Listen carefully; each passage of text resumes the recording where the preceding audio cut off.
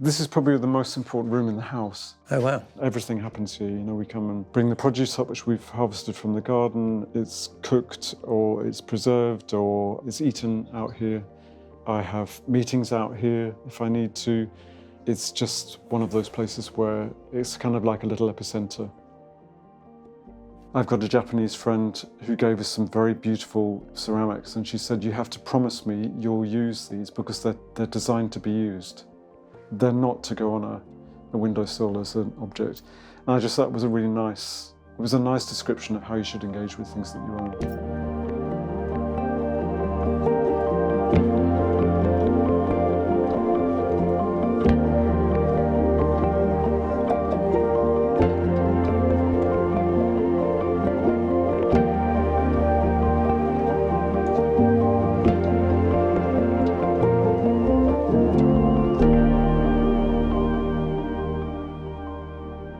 So Dan, we're in your entrance hall. So tell us about this building. When was it built and how long have you been here? So there's a little bit of confusion about how old the building is. We've been here 15 years and it took us 6 years to start work on the building because we want to understand the whole place, and we started working on the outside. And it's a small farmhouse that sits on a hill in a fairly isolated place, which is what we were after. And the farming family that had lived here were here for a long time and had lived in a very simple way here. And that's one of the things we really liked about it. And it's what we wanted to get back to, is what the building had felt like when it had first been made. So when we started stripping it apart, our surveyor we were working with thought it was much earlier than 1900s and possibly late 1700s because the walls are so thick. And tell us about some of the materials in here, because that's what really strikes you coming in here, I think.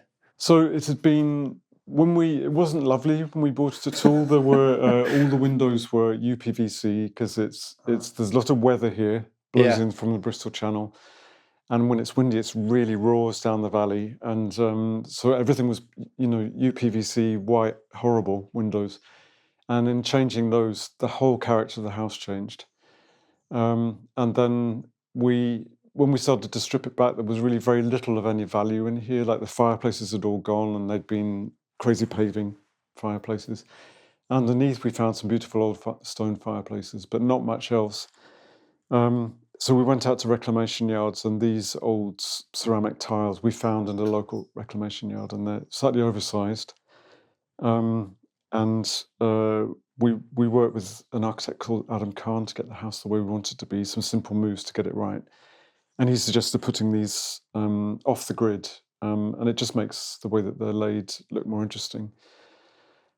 And then the walls, they are able to breathe. They're just stone walls with a lime wash on them. And there's no foundations in the house, so no damp-proof course. So it just sits on the clay. But this room, which is kind of inside-outside, it's our boot room, really, that gives way to our outdoor kitchen. This is kind of an intermediary place, so it was okay for this part of the house to feel a little bit more simple. And the atmosphere of this room, it's the first interior space that you have when you come in. What did you want it to do atmospherically? Well, we wanted because the house is quite small, and we deliberately didn't want a big house. We wanted somewhere that felt modest because we're about being outside. Okay. And we didn't want to invest huge amounts of time in a building. So the fact that it was a small house on a hill was perfect for us. The balance was lovely. But it's also nice to have some generous spaces. So by taking out the hayloft in this little building, you come into a space which feels generous. And then we've used an acoustic material on the ceiling called, we were talking about it earlier, I can't remember its name. I think it's called wood wool. Wood wool. Yeah. And it's a reclaimed material from the wood industry. So it's wood chips, which have been held together with cement. And it's often used in swimming pools and public spaces where they want to dampen the sound. And I think because this is a big space, we didn't want it to sound, a bigger space, we didn't want it to sound clattery. And I think having that soft acoustic, it immediately makes this place feel warm and comfortable. And because you're on such a big, expansive, open countryside outside, to come into something that feels held and quiet immediately makes you feel more rooted in the building and more grounded.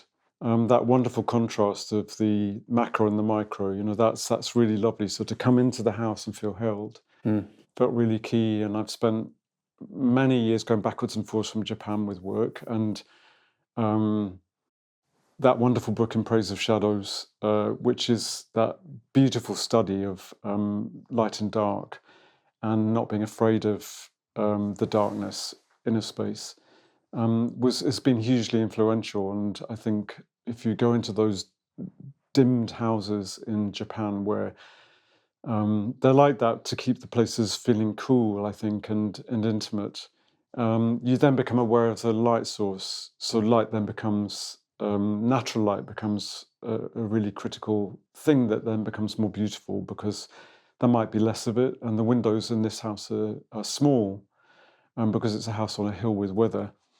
So we thought, okay, let's embrace this. So the whole back of the house is wood panelled with this material called triboard, which we then stained dark, so that it absorbs the light, and the light then becomes something that's more ethereal, more beautiful. Yeah. And the house feels deeper and more mysterious, I think, because of that. Yeah. Which was really nice. So Hugh, my partner, he makes ceramics and he collects ceramics. Yeah. So throughout the house, we've got collections of things that he's found along the way and are interesting, and they kind of get migrated in and out of the house, or places in the house where we're using them.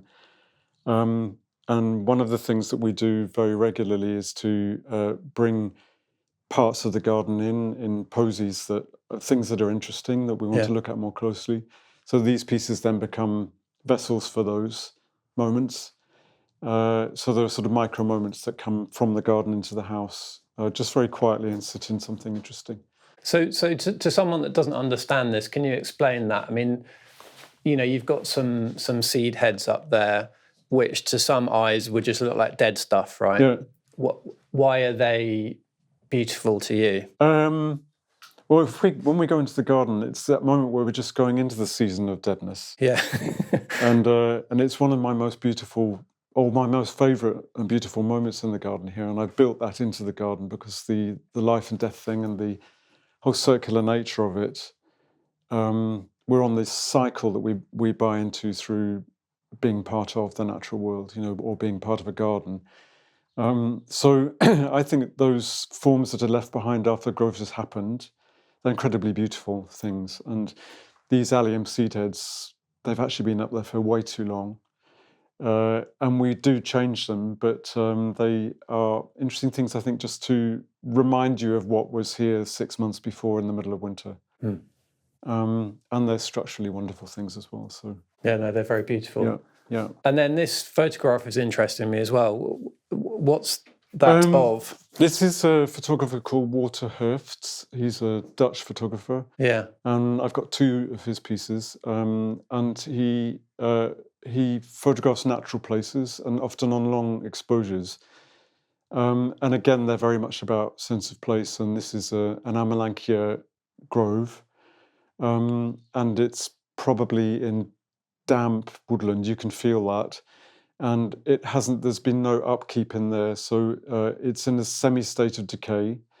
There's something really beautiful about that contrast and the moment when the blossom is just coming. So it's those two, that's that whole thing of decay and life all together in one image. And the colour is absolutely beautiful because it's just that moment where you get that coppery foliage coming through and flat light, probably from a grey spring day. And you can feel the cold in it. And we changed this with another one that's of a winter scene that means that we have a slightly changing thing that happens on this wall, which is nice. And we just move the paintings around so that the house changes with the seasons a little bit. Oh, how interesting. Yeah. I love that. Yeah. But what interests me is that it again, for many people, they would think, well, there's no blue sky in that. It doesn't feel very welcoming. It doesn't feel warm. It's not what I understand nature's welcoming embrace to be. Yeah. But I think, you're obviously all about that more naturalistic environment, aren't you? Well, I think just going back to Japan again, I think the thing that I loved about going and discovering that place was there's so much of the appreciation of the way you look at things is about the nuance. Yeah. And it's the places between, it's the sort of interstitial places or the fugitive moments, trying to pin those down or capture them. And I think if you can find a way of being part of those, they ground you in real time. You're not sort of constantly rushing or thinking about a blue sky or the summer or some other time. You're actually able to appreciate a whole diversity of moments. Like here, for instance, the winter is one of the most beautiful seasons. When I lived in London, your sky is framed and it's very narrow, and that grey, you're only seeing part of it. But here, on a grey day, there's 40 shades of grey in the sky, and it's really beautiful, that pearliness. And I think when you allow yourself to be part of whatever's happening, life just becomes more interesting. Yeah, so interesting. Let's go out and have a look outside. Yeah.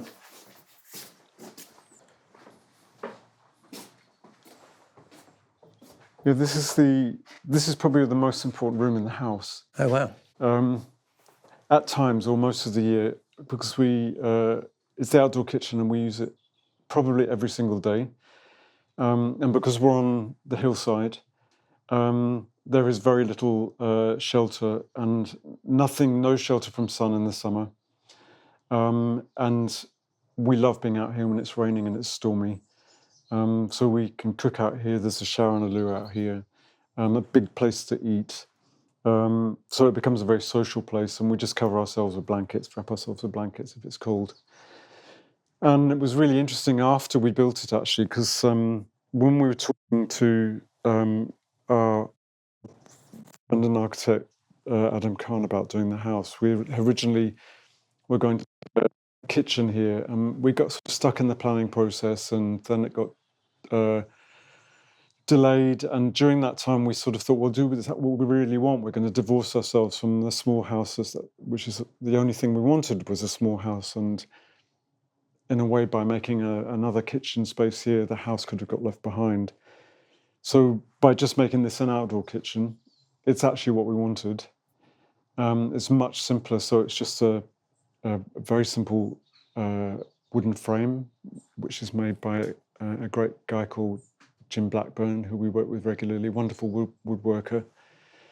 And I remembered when we'd made it that when I was in my early teens, we went to stay in this little farmhouse. It was one of the few family holidays we had abroad, which was, there was an outdoor kitchen with a little barn that had been repurposed with open front and side like this. And I just remembered, must have been in a kind of latent memory of how we'd loved living in that month that we lived there in the summer. And this is why we sort of love living here.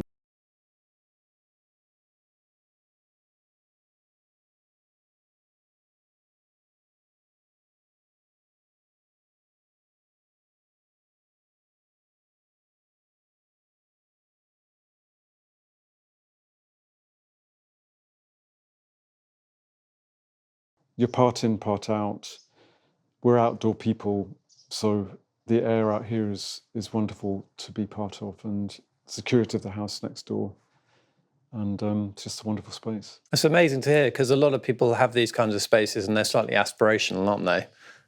But you're actually using it as your main kitchen. Well, I think the fact that we're growing to eat here makes a big difference. So there's a real connection between the vegetable garden, which is just next door, and then everything that comes in to be eaten. And Hugh is a fantastic cook and preserver and maker. I do all my seed cleaning here, for instance, if I'm harvesting seed from the garden. So everything sort of happens here that isn't potting up happens somewhere else. That's kind of like the dirtier work of potting up happens in another shed. But so much that we're doing can happen out here. And it just feels like a natural hub. It's great. So are these from the garden? Everything here is from the garden, Wow. yeah. So there's a constant sort of rota during the summer of things which need to be eaten or dealt with. Yeah. Yeah. So Hugh will be out here later on trying to figure out what he's going to use and Does he do all the cooking? Mostly, he's a much better cook than I am. Always has been, and always will be. And I'm KP. Yeah, right. Okay. Yeah. I mean, it's nice to eat it, sit there and eat it. Yes, Let's be honest. It's great. It's great. And we've got a pantry that's full of things, and a shed that's got lots of stored food in as well. So we're trying to make ourselves as self-sufficient here as possible. Yeah. And will you genuinely both be out here eating together when it's -5 degrees? Maybe not -5. Yeah. Sometimes we've been. Last New Year's Day we were out. We had a meal out here for people with ponchos on. Wow, that's so cool. Right the way through into December. If it's windy, that's when we go in. Yeah. If it's cold, you just wrap up in blankets. Yeah. And it's lovely. Yeah. Yeah. We've got a pizza oven here, so get that fired up. So obviously you make pizzas in there, but do you cook other Bread stuff and in other there? cooking, Okay. as well. That's so good. Yeah. Yep, slow roasting and things. Can we go and see your veg? Yes. Let's do it.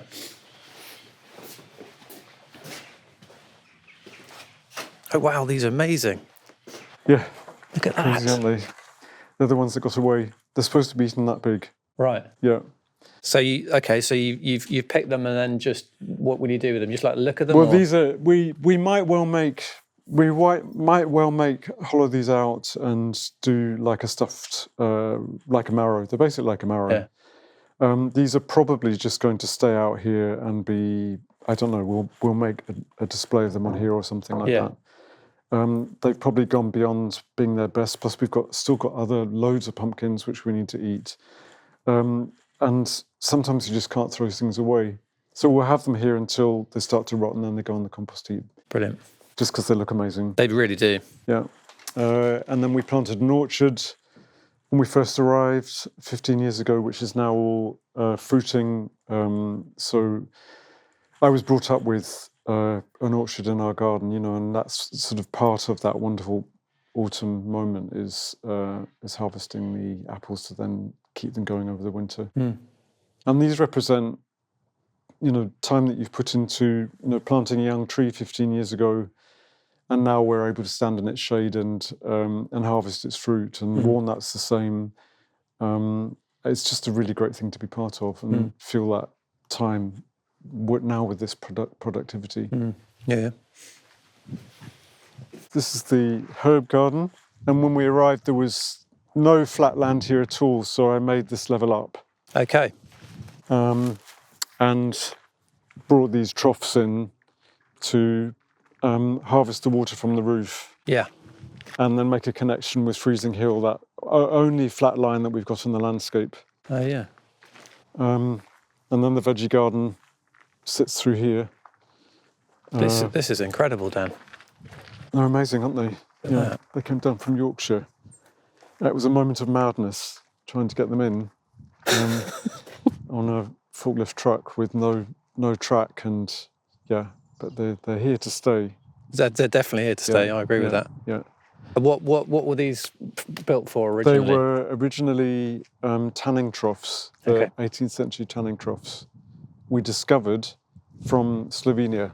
Oh, wow. So they were in a reclamation yard in Yorkshire. And when I got them down here, I traced the story back, and there were 24 of them in a factory. And they took the factory down, it was being dismantled very carefully around them, and then extracted them. And I managed to convince 3 of my clients in different places to take some, and then we've got 3 here. And they're amazing things, and I didn't want to impose upon the landscape here with the garden, so the hard landscape moves I've made here are very minimal, or they appear to be. And then it's all, but so you put the strong bones in, and then there's a soft overlay of planting, which allows us to key back into the environment of the valley, which is why we're here. Got it.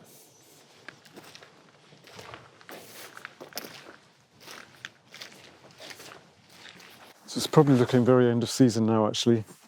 Well, it is, November. November. Just the end of season, exactly. Good lettuces, eh? Yeah. Yeah, so these are this is actually chicory and endives. Right, okay. Pears trained on the walls. Fruit cages made from rebar, bent rebar, which is nice. That's a good tip, yeah, I like that. Yes. And then I wanted to use breeze block, because the farm would use breeze block. this is what the whole place felt like. Oh, right. This wonderful barn. And it's kind of an amazing thing because it's like a collage of junk Yeah. that he'd made into something for the 12 cattle which he had on here. And the breeze block we liked as a building material, so we've reused it in the milking barn. I see. Do you do anything with that? It's got a whole load of my junk in it now. Yeah. So it's got wood storage, and it's the machinery which we use for here, and wheelbarrows and wood piles and things like that. And the plan is one day to make the middle part into a more working space that I can use. Yeah. But we'll still have barns on here that we can use for the land because we've got 20 acres, and we need to have machinery and somewhere. Should we have animals that are ours? At the moment, the sheep are the local farmers, but we want to keep it feeling real. Mm-hmm. We want this place to feel like the small holding as it was in the early 1900s. This is a lovely bench. Yeah. Isn't it? Yeah. What a nice spot to look at the view. Yeah, it's great. Actually, the trough from here is beautiful with the water reflecting the sky. And these are great. That's lined up with that window from the little room you come into. Yeah. So at a certain time in the winter when the light's low and it bounces off and into the house, so you get this these reflections on the ceiling. Oh, nice. Which was a nice bit of light play. Yeah, beautiful. This used to be an old yard. Yeah. And the drive came down through into the yard, and that was the tractor shed. Yeah. And then the drive went through and round. And I've cut this off, and we've now got a track that goes round the outside. And then this part of the hill was where the farmer used to have a small vegetable patch just here, behind the milking barn. Yeah.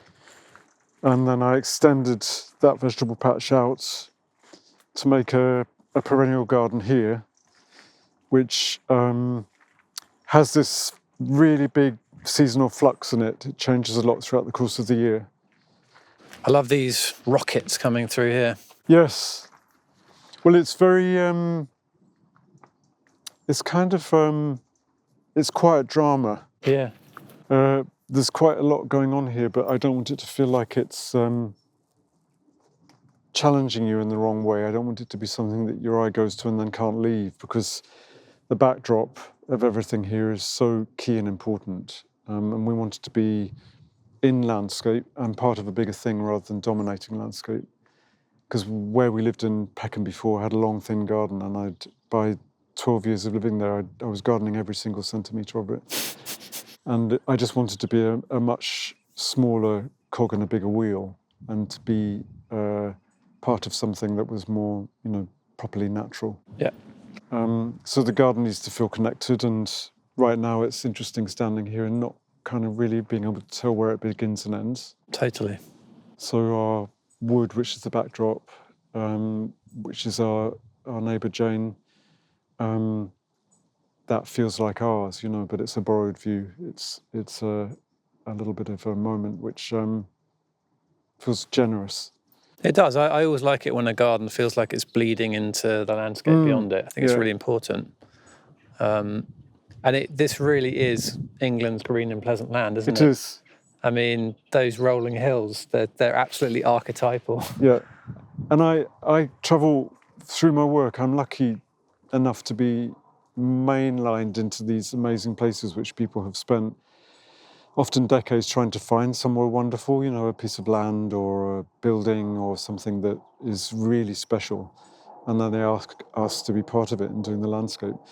So I'll often come back from somewhere it's completely magical. I'm never disappointed when I come back here. I never feel let down by this landscape, and I always feel pleased to return to it. That's lovely. So there are cross paths, and that one leads back to the veranda which we've got on the milking barn, which is an inside-outside place. That faces east, where our outdoor kitchen faces west. So we kind of migrate around the buildings throughout the course of the day. We'll come down here for breakfast, so you get the light from the morning in there, and shelter. so shelter from the sun or the rain or whatever. And again, you're inside outside. These inside outside spaces are really important. And it's just really nice having those two buildings that work. It's like the house continues, but you have to go outside to get inside again. Yeah. So that's where my workspace is. That's where we have extra space for people to sleep. So if we've got friends down or people staying, then we're not all in the same space. Yeah. And it works very nicely. Lucky them. Yeah. This is particularly beautiful. Isn't it wonderful? Yeah. That's called Millennia Transparent. Oh, okay. Clues in the name. Yes. Yes. And then this is, you know what we were saying about the decay? Yeah. This is a little aster that's going into its winter, and it's almost more beautiful now. Yeah. So I'll leave this standing right the way through until end of Feb, and then we do a big cutback and have like a day where we have, 10 people here in a big bowl of soup at lunchtime, and we go through, do a couple of weekends like that and cut all this down and then prepare it for the summer again. And then the whole thing comes up and does its harmonics throughout the course of the summer until we get to this point now when it's beginning to drop back again. Harmonics. Yeah. That's a good word for it. Well, it does work like that. Yeah. It's like happening on quite a big scale. And then the path leads out over up onto the hill, and we'll do a walk which will lead up and around, and then down back through the wood. And then we made a pond down at the bottom where I've made another place to be. I realised actually a while ago that there aren't many places where I actually pause to stop here because I'm always doing. And it's good to be reminded that it's important to stop. So the pond house down there is a good one of those moments. It's interesting that in a garden, isn't it? Putting a focal point at the end somewhere. Yes. So that you have to be drawn It through draws you out. Yeah. And it makes the garden into a series of chapters as well. Yeah. So you move through these environments. So like we come out of this garden, have a brief pause in the field, and then we go down, follow the ditch sometimes, which is this little stream that runs down through the willows. And then we end up at the pond. And then when you're down there in the shelter of the wood, it's completely different if it's howling a gale up here. It's always still down there. Yeah. So, or it's cool on a hot day, or frosty when it's sunny up here. It's always different, which is lovely. Can you swim in the pond or not? We that have kind done. Of pond? You have? Until we noticed there are leeches that long. Yeah. So we stopped swimming in the pond. Yeah. Mm-hmm. Yeah.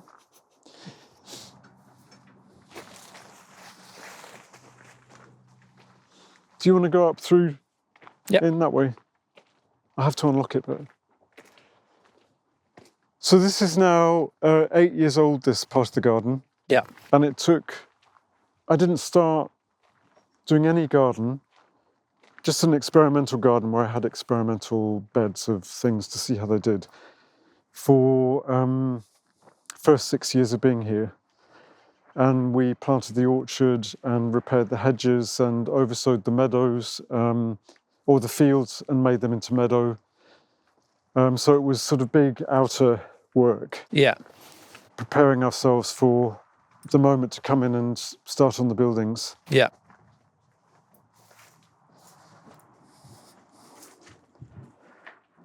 So you start with the outside and then work in. I did. Yeah. And the luxury of, sorry, I should have had this open.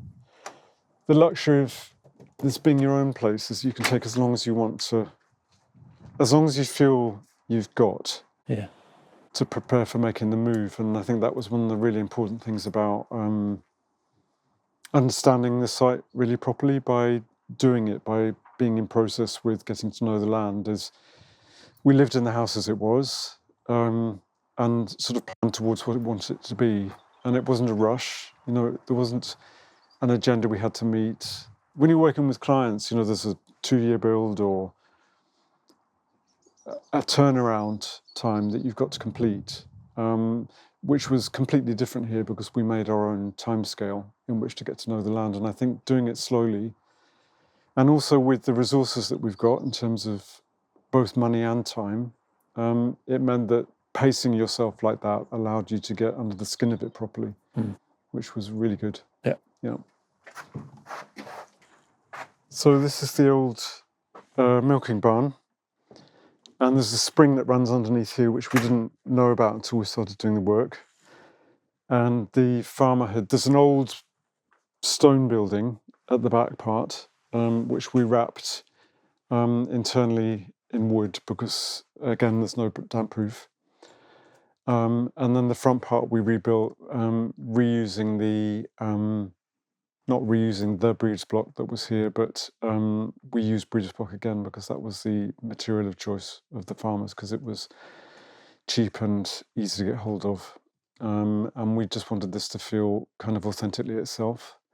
And the difference with this little building is that we've got some big apertures which look out onto landscape, which we haven't got in the main house. So I use this part of the house for, I come down here and work here. This is like my home office. And the studio in London I'm going back to regularly, backwards and forwards. That's where our main office is based. But it's very possible to work down here. And this is often quiet time where I'm working on plans or in conversation with people. And the quiet of it, again, with this acoustic ceiling, I think is really particular. And it's very conducive to working. I thought I was going to get much more distracted by the garden and the landscape with these big windows. But actually, it's really nice to have them there as just part of your thinking process. It's like a womb in here. Yeah. It's so the acoustics are. I can't really describe the acoustics because they are absolutely dead as a door now. So this is the wood wool again on the ceiling. Yes. Yep. And are the walls insulated or? So the walls are insulated. Yeah. Yeah. So this is there's underfloor heating. Yeah. So there's some nice things about it. So it's really cozy. But it's not too big, so it's easy to heat up. And then the back part of it, which is wrapped in this dark wood, just makes the space feel kind of cozy, I think. So this is it's basically a glorified shed. Yeah. It's quite a nice one though. Yeah. Yeah. So this is what, Douglas fir? This is Douglas fir. Stained. And we stained it dark. Stained dark. So it's like a sort of jewellery box insertion in a shed. Exactly. That's how it feels. Yeah.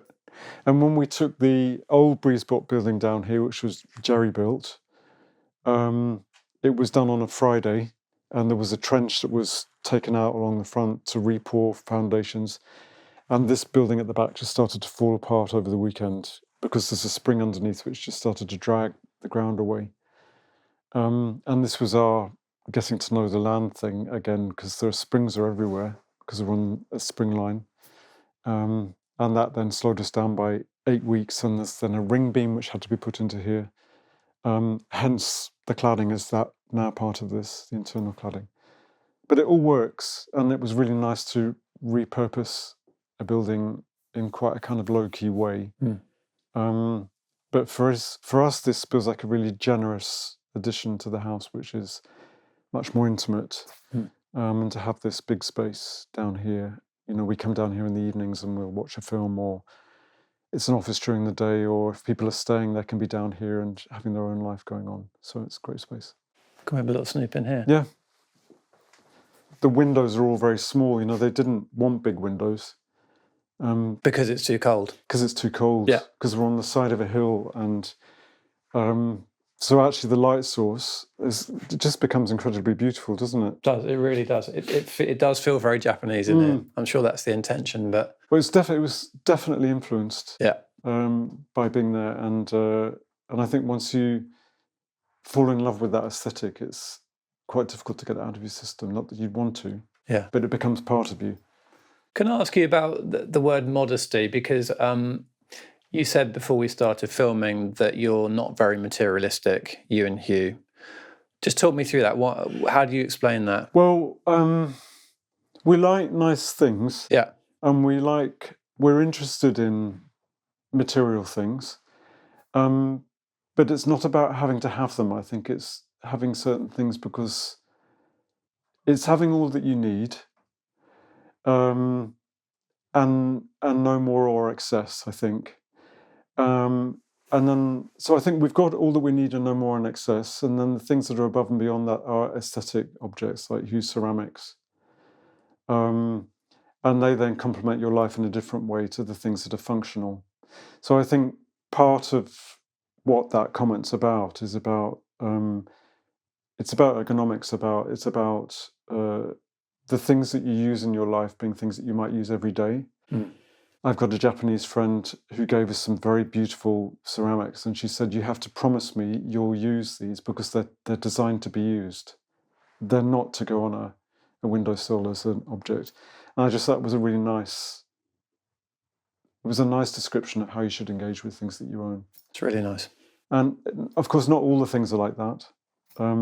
So, you know, if we've got photographs or paintings or, you know, they're something different, but they're something you have a quiet relationship with.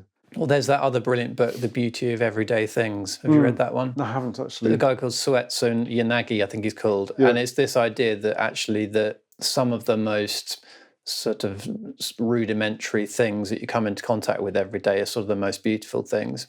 And they have a beauty in their functionality. So it's kind of what you're saying. It's been made to be used, and it's tactile and it's functional and it's simple, and there's a real beauty to that. So that I've definitely been thinking about that book coming around here.